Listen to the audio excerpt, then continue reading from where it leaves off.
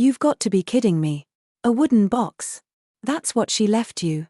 Nathan burst into laughter, his voice booming through the dark-paneled office of Whitaker and Greaves, attorneys at law. I sat frozen in the oversized leather chair, the small brass key burning in my palm like a scarlet letter of shame. My name is Lauren Adler, and at 37, I never imagined grief would come wrapped in humiliation. After a grueling double shift in the emergency room at Savannah Memorial, I had rushed here in my wrinkled scrubs and sneakers, hair damp from the Georgia heat. Meanwhile, my brother Nathan strolled in wearing his custom Italian suit, cufflinks glinting beneath the chandelier, looking like he already owned everything in the room, including the lawyer across from us. The reading of our mother Joanna's will should have been somber. Sacred, even. But instead, it felt like some cruel unveiling. The entire Adler estate, our family's empire of real estate, coastal land, and investments, was being handed over to my brother, with barely a breath spared for me. And all I got? A box. An old, wooden, beat-up box that had lived for decades beneath our mother's bed like a forgotten relic. You must be joking, Nathan said, still chuckling as he leaned back. Mom knew exactly what you were worth. I ignored him, though my heart thudded against my ribs. Mr. Whitaker, our family attorney, cleared his throat and slid the key toward me. Your mother was very specific in her instructions, he said quietly. This box was to be given to you, and only you. It looked pathetic on the long conference table. The box. Scratched oak, about the size of a showbox, no ornamentation. Just old. Like it had seen things no one dared ask about. In a room full of polished mahogany and trust documents bound in leather, it looked like an intruder. Nathan gestured toward me with a smirk. You'd think after all these years of playing Florence Nightingale in that cramped apartment of hers, she would have at least earned a cut of the estate. But no. Just a box. Guess Mom finally saw through the act. His words sliced clean. I'd grown used to his contempt, but today they felt sharper, deadlier. Maybe because I was already grieving, or maybe because deep down, a part of me feared he was right. Nathan had always been the golden boy. At 41, he lived in a glass penthouse in Atlanta, drove a Bentley, and attended charity galas with women who all looked like pageant runners-up. His career was some vague executive strategy role that mostly involved expensive lunches and making people feel inferior. I, on the other hand, was a trauma nurse. I worked 12-hour days, came home to a small apartment I shared with my daughter, and worried about car repairs and grocery bills like most people. I didn't charm rooms. I didn't throw fundraisers. I just showed up. For people. For our mother. Mr. Whitaker cleared his throat again. If I may continue, he said. I nodded, still staring at the box. The sun filtering through the arched windows cast golden slants across the table, as if spotlighting the absurdity of it all. A box. And a key. While Nathan got our mother's low country estate in Bluffton, the stock portfolio, the beachfront condos. Everything. Nathan leaned forward again. You know what I think? I think she gave you that box so you'd stop asking her for loans. Maybe there's a little wisdom inside. A fortune cookie or two. I stared at him, remembering all the nights I sat beside our mother's hospital bed while he was off in Cabo or skiing in Aspen. The weeks I took unpaid leave to bring her to chemo, the mornings Emma did her homework on the hospital couch while I fed Mom her meds. None of that seemed to matter now. Because Joanna Adler had left me a box. And Nathan Adler had been handed our legacy. How did we get here?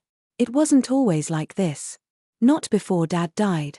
We used to live in a modest brick house in Macon. Dad ran a small but successful contracting business. Mom had been a beloved high school principal.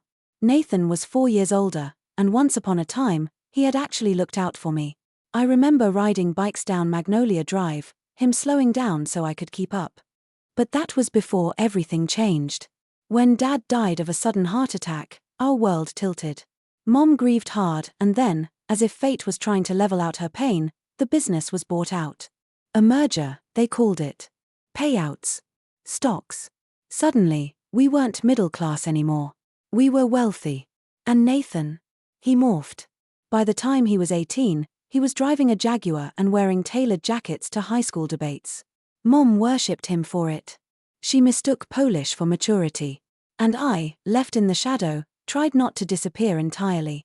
When I told her I wanted to become a nurse, she had hesitated. But only Nathan had openly mocked me. Why waste the opportunity, he'd said. We're not poor anymore, Lauren.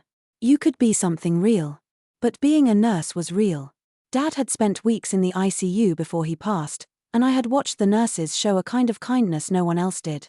I wanted to give people that. And then I got pregnant at 25. Emma's father vanished before her first sonogram, and Nathan treated my single motherhood like a scandal. Mom had supported me, mostly, but I always sensed Nathan whispering into her doubts. And now, he had won. All those years of positioning himself as the worthy heir had paid off. He had the money, the power, the inheritance. And I had a box. I pressed the key between my fingers. Mr. Whittaker looked uneasy, as though he knew something I didn't. Lauren, he said gently, I think it's time you opened it. Nathan snorted. Yes, please, let's see what priceless wisdom Mom packed inside. Maybe a vintage Bible? Or a certificate of disappointment? My hand trembled as I slid the key into the brass lock. It turned with a soft click. The box creaked open.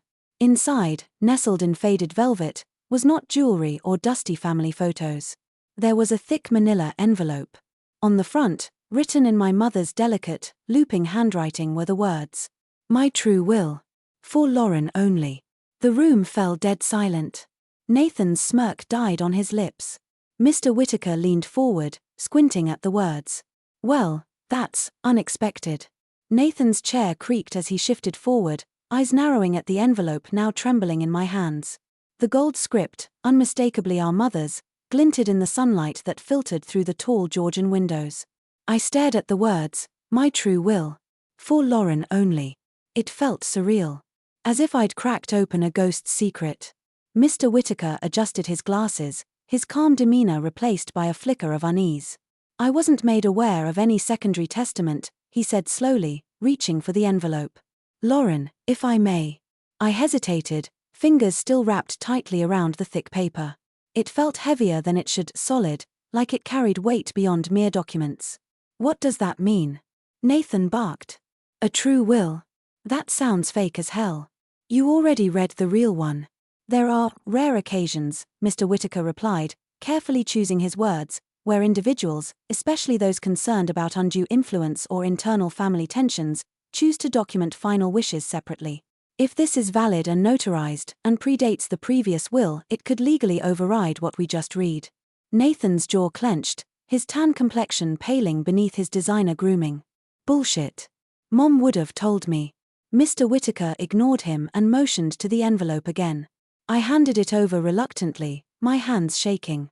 His long fingers opened it methodically, pulling out a series of documents, a folded letter, and what looked like photographs. He skimmed the top pages, his expression darkening with each sentence. This appears to be legitimate, he said, now fully alert. Dated August 17th. That's 2 months after the will I read earlier. He flipped to the last page, eyes scanning the signatures. Witnessed. Notarized. Filed correctly, although independently. Nathan shot to his feet. That's not possible. She wasn't even lucid by then. She was on morphine. Your mother was mentally competent when I last met with her, Mr. Whittaker said calmly. And I have no reason to believe this document was prepared without full clarity. Nathan turned on me. Eyes wild. You knew about this, didn't you? You've been plotting this whole time. I couldn't answer. I didn't know anything. Until now, I'd believed I had been shut out of Mom's legacy entirely. And yet here I was, holding the real key to everything. Mr. Whittaker pulled out the folded letter and glanced at it. Addressed to you, Lauren. Shall I continue with the will first? I nodded, breath held. He began reading aloud. To my children, Lauren and Nathan. If you're hearing this, it means I've left behind not just a legal document, but a choice. One that weighed on me in my final months more than I ever let on. I was torn between 2 legacies, one of appearances, and one of truth. This is my truth. Nathan dropped into his chair like someone had knocked the wind out of him. Over the past several years, I've watched you both carefully. I've seen how you've chosen to honor your family and how you've chosen to honor only yourselves. I saw the dinners that were skipped, the calls unanswered. And I saw the late-night visits, the silent caregiving, the sacrifices. Mr. Whittaker paused to clear his throat. She goes on to state that she reviewed her prior decisions and wished to reallocate her estate. He looked at us both before continuing. I hereby leave 80% of my estate to my daughter, Lauren Adler, including the Bluffton property, the financial portfolio, and all investment assets. The remaining 20% will be allocated to my son, Nathan Adler, in a structured trust to be paid out over 10 years. A beat of silence passed like a funeral bell. Nathan's face went blank. You're lying. I assure you, Mr. Whittaker said quietly, I would never risk my license, nor my integrity, on a forged document. Your mother was clear, detailed, and determined. Nathan's expression cracked, first with disbelief, then with fury. You manipulated her. You filled her head with crap while she was dying. You used her weakness. I rose slowly from my chair. No, Nathan. While you were shopping for golf memberships and wine pairings, I was emptying her bedpan. I was washing her hair. I was listening when she said she felt like a burden. He stared at me like he didn't recognize who I was anymore. You're a goddamn nurse, Lauren. You don't know how to handle money. You live in a showbox with a kid who's barely passing math. She's 12, I said coldly. And she has more empathy in her pinky finger than you've shown in your whole life. Mr. Whittaker pulled out a stack of photos and placed them carefully on the table between us. I leaned in. Pictures of flower arrangements. Bottles of wine. All still with price tags attached. Mom had saved them all. I didn't buy those for appearances, Nathan said quickly. She liked roses. She also liked dignity, I said. You used her illness as a pitch meeting. Mr. Whittaker continued reading. I've included documentation of my reasoning. I made this choice not to punish either of you, but to honor the truth I could no longer ignore. Nathan, you may be my son, but you treated me like an obligation. Lauren, you reminded me what unconditional love looks like. You gave when you had nothing to spare. Nathan ran both hands through his perfectly styled hair, completely disheveled now. No. This is a mistake. She wasn't thinking straight. But Mr. Whittaker wasn't done. In the event this will is contested, I've included a notarized psychiatric evaluation and a video recording of my testimony. I want no one to question the lucidity with which I made this decision. The silence that followed was volcanic. Nathan's voice cracked. I was supposed to get everything. I turned to him, a strange calm settling over me. You were supposed to show up. Nathan sat slumped in his chair, the confident smirk that had defined him for as long as I could remember now replaced by something unfamiliar, fear. Real, raw fear. His voice was barely audible as he said, You don't understand. I've already made commitments based on that inheritance. I didn't reply. I didn't need to. My silence, for once, was louder than his voice had ever been. Mr. Whittaker began organizing the documents neatly into a leather-bound folder. According to your mother's updated instructions, Nathan, your 20% share will be placed in a structured trust. You'll receive quarterly disbursements over the next 10 years. The intent is to prevent impulsive spending. Nathan flinched like the words had physically struck him. You're telling me I can't touch the money? He asked, looking between us. At all. You'll receive scheduled payments, Mr. Whittaker said. Your mother was very clear. She believed this would help you grow into your responsibility. Nathan let out a bitter laugh. She didn't trust me. That's what you mean. I wanted to say she had no reason to. That over the past decade, he had only shown up when it benefited him. That she had seen through the fake smiles and the overpriced gift baskets and the long-winded stories of his success. But I stayed quiet. Instead, Mr. Whittaker said, she trusted that time would teach you what money never could. Nathan stood abruptly, knocking his chair back. It hit the paneled wall with a hollow thud. He pressed the heels of his hands into his forehead and whispered, I can't believe this. I was counting on that money. You still have $3 million, I said, standing too. That's not exactly nothing. He turned to me, eyes blazing. You don't get it, Lauren. I need that money. The penthouse, the car, the firm. I've been floating everything on credit, assuming this would cover it all. I took out lines of credit last year with this inheritance as collateral. So now what? I asked, folding my arms. You want me to give you a loan? He flinched like I'd slapped him. I thought I had time. I thought she trusted me. She did, I said. Just not in the way you expected. Nathan ran his fingers through his hair again. His carefully curated appearance was unraveling. He looked smaller now, thinner, like the room had swallowed part of him whole. Mr. Whittaker remained composed. Your mother also provided a series of video recordings, he said, explaining her rationale, her state of mind, and her evaluation of both of you. I don't need to see any videos, Nathan muttered. She made her choice. She did, I agreed. For a long moment, no one spoke. The sunlight that had once filled the room with warm gold had faded, replaced by shadows stretching along the floor like the consequences of everything that had just unfolded. Finally, Mr. Whittaker broke the silence. I suggest we take a break. Lauren, I'll prepare copies of these documents for your records. Nathan, if you'd like assistance navigating the financial trust, my office can coordinate with a fiduciary. Nathan didn't respond. His eyes were glassy, as if he hadn't heard a word. I stepped toward the door, but before I reached it, he said quietly, You think this makes you better than me, don't you?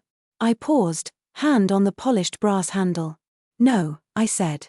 But it proves I was never less. I left the law office with the box tucked tightly under my arm and the envelope of documents clutched in my hands.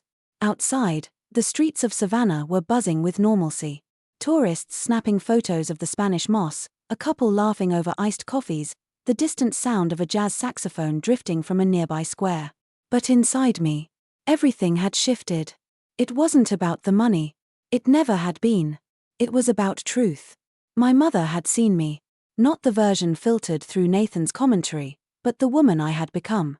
The one who kept showing up even when it hurt.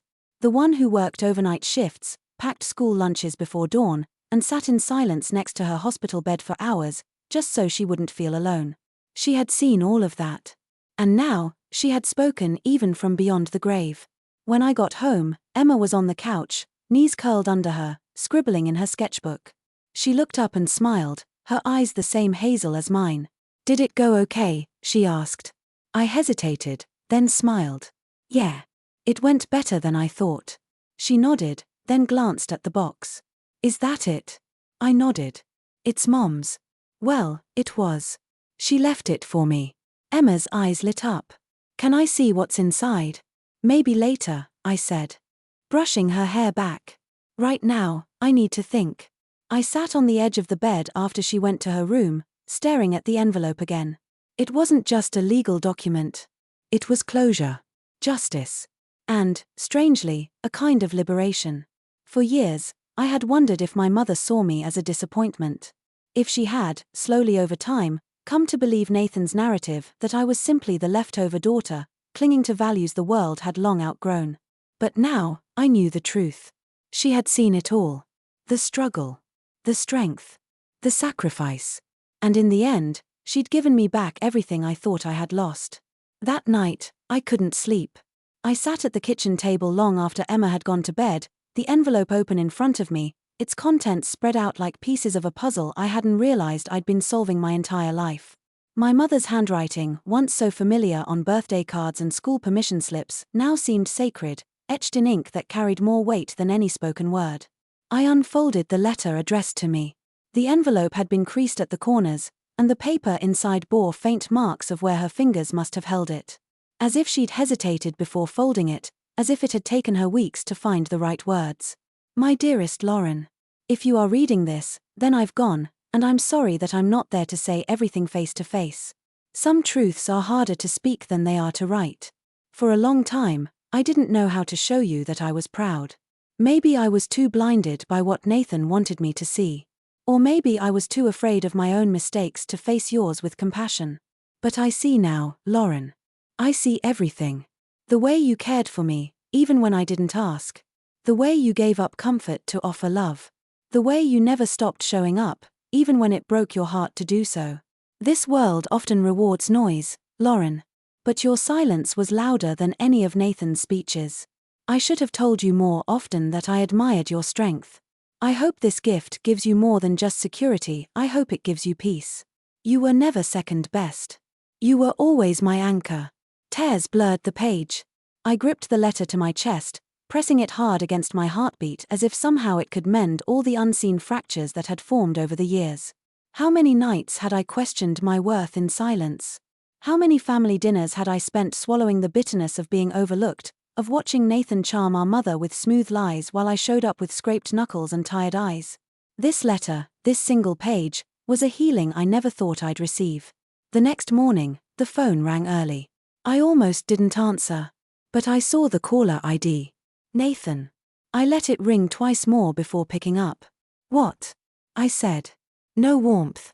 There was silence on the other end. Then, we need to talk. About what? He let out a slow breath. Can I come over? I almost said no. I almost hung up. But then I thought about something Mom wrote, how the world rewards noise. Maybe, just once, silence shouldn't win. Fine, I said. 10 minutes. Nathan looked like hell when he showed up. Unshaven, wrinkled shirt, dark circles under his eyes that no skincare regimen could hide. The mask was gone, completely. No cologne. No tailored jacket. Just a man stripped of his illusions. I didn't invite him in. We sat outside on the porch, the Georgia humidity already beginning to rise with the sun. I didn't come to fight, he said. Then don't, I replied, crossing my arms. He looked at me, searching for something, pity, forgiveness, maybe just a trace of the sister he used to know. But I wasn't going to rescue him. Not anymore. I've lost everything, he said quietly. You still have $3 million. No, I don't, he muttered. The trust only released the first installment, barely enough to cover my minimum payments. The rest is locked. My condo's in default. My car's being repossessed next week. I said nothing. He stared out at the street, jaw clenched. I messed up. I lied. I manipulated her. I thought she'd never see through it. I thought you were safe to ignore. I flinched. Not from the words, but from how honest they sounded. For once, Nathan wasn't trying to win. He was trying to confess. She loved you, you know, I said after a moment. She just didn't know how to love you without feeding the part of you that kept demanding more. He looked down. She left a video for me. I turned to him, surprised. She did. He nodded. Mr. Whitaker sent it last night. It was brutal. She didn't yell or blame me. That would have been easier. She just talked. Like she was trying to explain why she had to stop protecting me from myself. He wiped his eyes with the back of his hand. She said I built my life like a sandcastle during high tide. Beautiful from far away. But it couldn't last. That sounds like her, I said softly. He looked at me. So what now? I shook my head. I don't know, Nathan. You made your choices. And Mom made hers. But you can help me, he said quickly. You could co-sign something.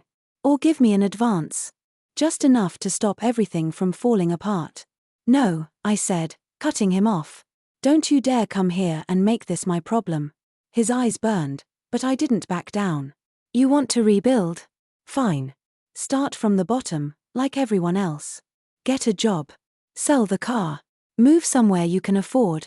But don't stand on my porch and act like I owe you a lifeboat after you watched me drown for years. He swallowed hard. I didn't think you had it in you. I didn't either, I admitted. But I do now. After he left, I felt weightless.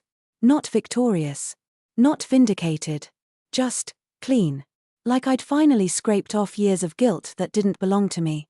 For so long, I thought being a good daughter meant carrying both our weights. But Mom had released me from that. And now, I was releasing myself from Nathan's too. A week later, I met with a financial advisor. We talked about investments, trusts for Emma, and ways to use a portion of the inheritance to create something that would last. Something meaningful. That night, I sat with Emma at the kitchen table. I think I'm going to start a foundation, I said. She looked up from her sketchbook. For what? For women like me, I said.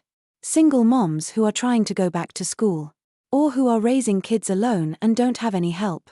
I want to make things easier for them. Emma smiled. That sounds cool. It does, I said, and meant it. The foundation would be called the Joanna Grace Project. A tribute to the woman who had, in the end, trusted me with her truth. And with it, her legacy. The Joanna Grace Project launched 6 weeks later. It began quietly, a few local women's shelters, a partnership with the nursing program at Savannah Tech, and an online scholarship form with an inbox that overflowed in less than 48 hours. I hadn't expected the response. I thought it would take months, maybe a year, before people found it. But I was wrong. Word spread fast. One of the first applicants was a single mom named Renee. Her story sounded like my own. Nursing school. Night shifts. A little boy who liked to draw on the walls. She'd lost her car trying to pay for both rent and tuition and was on the verge of dropping out of school. I met her in person 2 days after reviewing her application. She reminded me of myself at 25, tired, hopeful, on the edge of something both terrifying and beautiful. "I don't need much," she said. "Just enough to keep going." I told her she'd get more than that. She'd get a bridge. And when I left the coffee shop, I cried in the car, not from sadness, but from relief. For the first time, I understood what Mom meant when she wrote, "I hope this gift gives you peace." It wasn't the house in Bluffton or the investments. It was this. It was doing something good with what had once hurt so deeply. Nathan didn't reach out again for nearly 2 months. Not after our last conversation. Not after the trust deposits began. Not even after I heard he'd moved out of his penthouse and into a modest 1-bedroom condo north of Atlanta. I was surprised when I saw his name on my phone again. More surprised that I answered. "Hey," he said, voice quieter this time. "Hey," I said back. "I'm not calling to ask for anything," he added quickly. "Okay. I just thought you should know. I got a job." I blinked. "Really?" "Yeah. Mid-level project consultant for a logistics company. Nothing glamorous. But it's a salary. Benefits too." I didn't say anything at first. Then, "That's good, Nathan." "Really?" He chuckled softly. "It's weird, you know? Doing the 9 to 5 thing. No martinis at lunch. No expense accounts. Just me, a cubicle, and a boss who doesn't care what my last name is. Sounds like life." "It does," he agreed. Then after a beat, "I still dream about her sometimes." "I do too. She talks to me in them. Not like spooky ghost stuff," he added awkwardly. "Just memories, I think. Bits and pieces of conversations we never really had." "Do you remember anything she said?" He paused. "Once," she said, "it was always your sister who told me the truth. I just never wanted to hear it." I exhaled slowly. "That sounds like her." Nathan cleared his throat. "Anyway, I just wanted to say, I'm trying." And for the first time in years, I believed him. A few days later, Emma found a stack of old photo albums buried deep in one of Mom's storage bins from the Bluffton house. She carried them into the living room, eyes wide. "Mom, why have I never seen these?" I sat beside her on the couch as she opened the first one. The faded pages smelled like dust and lavender. I hadn't seen those photos in years, pictures of us when we were kids. Nathan on his bike. Me with a missing tooth and grass-stained knees. Dad building a treehouse. Mom in her garden, barefoot with a glass of iced tea. There was one photo that stopped me. It was from 1992. I was about 4, Nathan 8. We were sitting under the big magnolia tree in the backyard. He had his arm around me. I looked like I was mid-sob, and he was holding something up to my face, maybe a popsicle or a flower. He was comforting me. Emma pointed. "Is that Uncle Nathan?" "Yeah," I said softly. Before he forgot how to be kind. She glanced up. "Do you think people forget how to be kind?" I paused, then shook my head. "No. I think sometimes they just get lost trying to be something else." The next letter I received wasn't from Nathan or the attorney's office, it was from a woman named Catherine Delano, Mom's childhood friend. She had read about the Joanna Grace Project online and reached out through the contact form. "Joanna always worried she hadn't raised you with enough confidence, Lauren. But I remember her saying one day, 'My daughter is the strongest person I know. She just doesn't see it yet.' I thought you should hear that." I folded the letter and put it inside the old wooden box. It belonged there now, alongside the true will and Mom's handwritten letter. The box that once felt like an insult was now something entirely different. It was a vault. A map. A time capsule full of truth. By the start of fall, the Joanna Grace Project had fully funded scholarships for 7 women across the state of Georgia. Some were nurses, some social workers, a few still deciding. Each one came with a story. Each one reminded me of my younger self, scared, exhausted, but still trying. One of the women, Tasha, sent me a video message. She held up her nursing exam results to the camera, beaming. "I passed," she said, crying. "I passed because someone believed in me. I watched it 3 times. And then I sent it to Nathan." A minute later, he texted back. "That's incredible. She reminds me of you. Back when you were working nights and still made Mom's doctor appointments. I never understood how you did it." "I didn't have a choice," I replied. "When you love someone, you just do it." It was a Thursday when I returned to the Bluffton house to clean out the attic. I'd been putting it off for weeks. Part of me couldn't bear the idea of walking through the last untouched space of her life. But when I finally pushed open the creaky door and climbed the narrow stairs, I was met with something unexpected. Sunlight poured through the small, circular window. Dust hung in the air like a held breath. And there, beside an old chest of books, was a suitcase. Faded blue leather. With a tag on the handle that read, "For Emma." My breath caught. I knelt beside it and unzipped the top. Inside was a collection of carefully chosen things: a stethoscope, a miniature herb garden starter kit, an old journal filled with handwritten recipes, a small jewelry box with a silver locket, and a letter with Emma's name on it. I didn't open it. Not yet. I would save it for when Emma turned 18. Because some gifts aren't meant to be opened right away. Some gifts wait until you're ready to understand what they really mean. Fall gave way to a gentle southern winter. Bluffton's oak trees turned rust red and gold, and the air, though still warm by most standards, carried the crisp edge of the season. I spent weekends driving between Savannah and Bluffton, slowly transforming the house from a memory vault into something alive again. Not a monument to grief, but a new beginning. One weekend, I invited Emma to come with me. She'd never seen the house in daylight, not really. Her memories of it were foggy, like old dreams from when she was small and Mom still ran Sunday pancake breakfasts in the sunroom. We arrived just before dusk. I watched as Emma wandered from room to room, touching old picture frames, studying the faded family portraits on the walls. She stopped at one. It was of Mom, Joanna. Standing on the front steps in a white sundress, holding a watering can, laughing mid-sentence. The sunlight caught her auburn hair just right. "She looks like you," Emma said softly. I hadn't heard that before. But now, standing there, I saw it.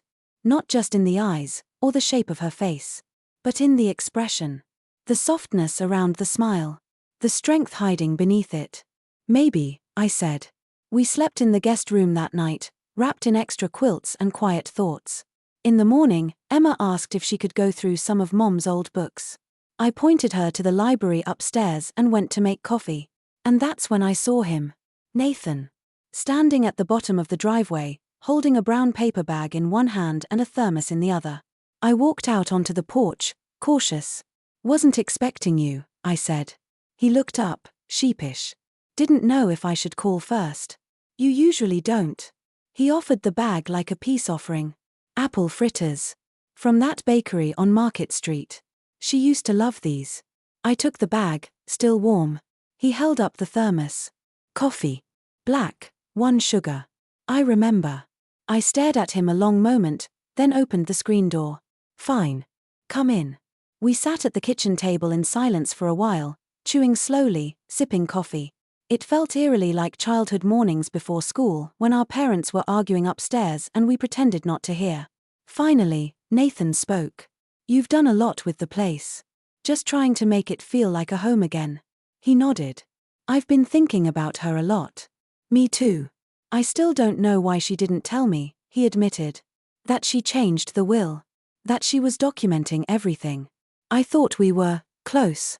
"She probably wanted to avoid a fight," I said. "Or maybe she didn't want to see that look in your eyes. The one you're wearing now." He looked down at his hands. They were no longer manicured and smooth. A callus had formed on his right palm. The kind you get from working, not typing. "I've changed," he said. "I can see that," I admitted. "I'm not asking for forgiveness, Lauren. I don't even know if I deserve it." I shrugged. Forgiveness isn't something you wait around to deserve. You work on becoming the kind of person who doesn't need it anymore. He smiled faintly. "That's the most Mom thing you've ever said." We shared a laugh, unexpected, cautious, real. "Emma's upstairs," I said. She's been asking about you. He froze. She has. She doesn't remember much, but she's curious. I told her the truth, some of it. That we were close once. That you lost your way. He nodded slowly, biting his lip. Can I talk to her? Not today. Maybe soon. Okay. He stood and walked toward the front door. Before stepping out, he turned back. Hey. I'm proud of you. I never said it before. But I am. I didn't say thank you. But I gave him a look that meant everything he needed to hear. In early December, I received a package at the clinic where I worked part-time. No return address. Inside was a slim journal. Leather-bound. Handwritten pages filled with entries from my mother. It wasn't part of the will. It wasn't labeled. It was her. Page after page of raw honesty. Notes about her regrets. Her thoughts about raising two children so different, trying to hold them both in the same arms. One entry stopped me cold. Lauren has always given without asking. Even when I didn't deserve her grace. I see now that love doesn't shout. It whispers. And I was too busy listening to the noise. I closed the journal and held it against my chest. Forgiveness, it turns out, is not something you give just once. It's something you have to keep choosing, day after day, even when it's hard. Even when the wound reopens. Even when the voice in your head tells you it would be easier to just keep hating. But hate, like Nathan's old lifestyle, doesn't last. It burns bright, then it burns out. What remains, what endures, is what you choose to rebuild with your own hands. Emma opened her envelope a few days later. I'd found her curled up on the porch swing, holding the blue leather suitcase. She had finally given in to the temptation I knew she'd been feeling since the day I brought it down from the attic. Inside was the letter Joanna had written her. Emma read it in silence, her eyes wide and watery, her lips moving silently with each word. When she finished, she looked up at me. She called me her second chance, she whispered. She was right, I said. That Christmas, we lit a candle for Mom. Just one, in the front window of the Bluffton house. Nathan sent a card. No money. No gift. Just a note. Still trying. One day at a time. Merry Christmas. N. Emma placed it on the mantel, right next to the photo of Mom in her garden dress. Can we invite him next year? She asked. Maybe, I said, brushing her hair back. If he keeps showing up. By the time spring unfurled its first green along the oaks and the azaleas bloomed outside the Bluffton house, I had settled into a life I never expected but had somehow always been moving toward. The Joanna Grace Project had doubled in size. We'd awarded 16 scholarships, placed 3 women in full-time nursing positions, and were expanding our reach into rural communities across Georgia. The work was relentless and emotional and beautiful. It filled the quiet places Mom used to live in. And then, one morning in April, I received a phone call from a name I hadn't heard in years. Martha Cleary. Mom's closest friend from her teaching days. They had fallen out over something trivial back when I was still in high school. But Mom had spoken of her often, always with a tone of wistfulness. A wound she never got around to healing. I saw the article in the Savannah Register, Martha said. I didn't know she was gone. She passed last summer, I said gently. Lung cancer. I'm sorry. She was complicated, but she loved hard. That she did. I remember once, Martha continued, her voice softening, she told me you were the brave one. That she envied you. I blinked, caught off guard. She said that? She did. Said you weren't afraid of disappointment the way she was. That you chose the hard road. That's why she named the foundation after herself, not out of pride, but because she wanted the world to know who had inspired your strength. That night, I stood in the Bluffton sunroom with the windows open, letting the breeze drift over the floorboards. I closed my eyes and imagined Mom sitting beside me. A glass of sweet tea in her hand. Her laugh soft, weathered. She wasn't perfect. Neither was I. But together, we had built something lasting. In early May, Nathan visited again. No appointment. No warning. Just a knock at the door while I was trimming hedges in the front yard. He was wearing jeans. Not designer ones. Just normal jeans. A t-shirt with a logo from some logistics company. And a backpack slung over one shoulder. You're not here for money, are you? I asked as I wiped my hands. He smiled. No. I came to return something. From the bag, he pulled out an old scrapbook. One I hadn't seen in decades. Found it in a storage box while cleaning out the last of my things, he said. It was Dad's. Mom must have given it to me back when I moved out. I didn't even remember I had it. I took it carefully, opening to the first page. Dad's handwriting. Messy. Bold. Notes in the margins next to photos of camping trips, hardware store receipts, scribbled sketches of our childhood treehouse. Nathan stood awkwardly, shifting his weight. I figured, it belonged here, he said. It does. He looked at the porch. Mind if I sit? I nodded. We sat in the same chairs we'd shared coffee in months ago. But it felt different now. Like the air between us wasn't as heavy. How's work? I asked. He exhaled. Solid. Steady. Not exciting, but I sleep better at night. That's worth a lot. He nodded. I'm learning how to live without pretending I'm someone else. And it's not as scary as I thought. We sat for a long moment in silence.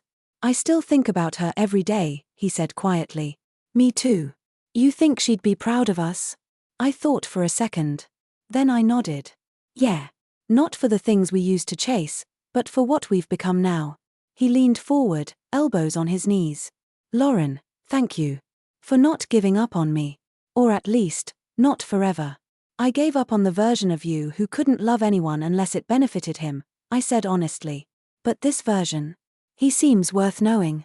Nathan laughed, an awkward, genuine sound I hadn't heard since we were teenagers. He's still under construction.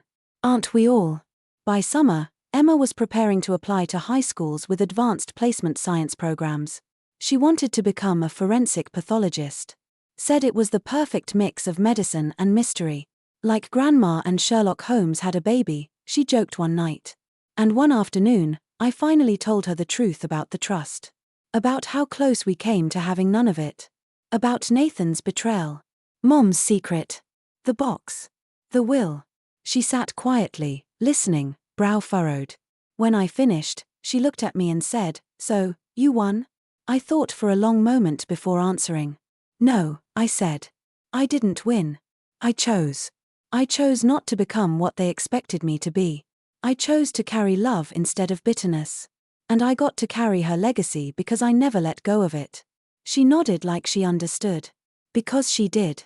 On the 1-year anniversary of Mom's passing, we held a small garden ceremony in the Bluffton backyard. Just Emma, me, and Nathan.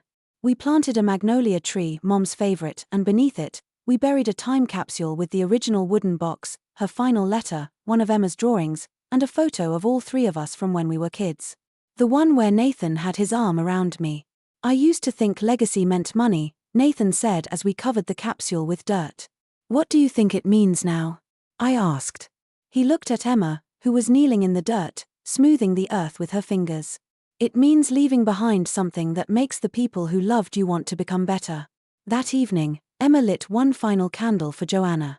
And we sat on the porch watching the sky turn violet over the trees. No one said a word. We didn't need to. Epilogue. I still have the wooden box. It sits on the shelf in my home office, faded and scratched, just as it was when I first opened it in that sterile legal office so long ago. But now, when I look at it, I don't see failure. I see truth. And in that truth, I found peace. Not the kind that comes from revenge or justice or triumph. But the quiet kind. The kind that comes when you realize your worth was never in the will, or the house, or the bank account. It was in how you lived. And how you loved. And how, when given the chance, you chose to carry someone else's memory forward like a torch in the dark without letting it burn you.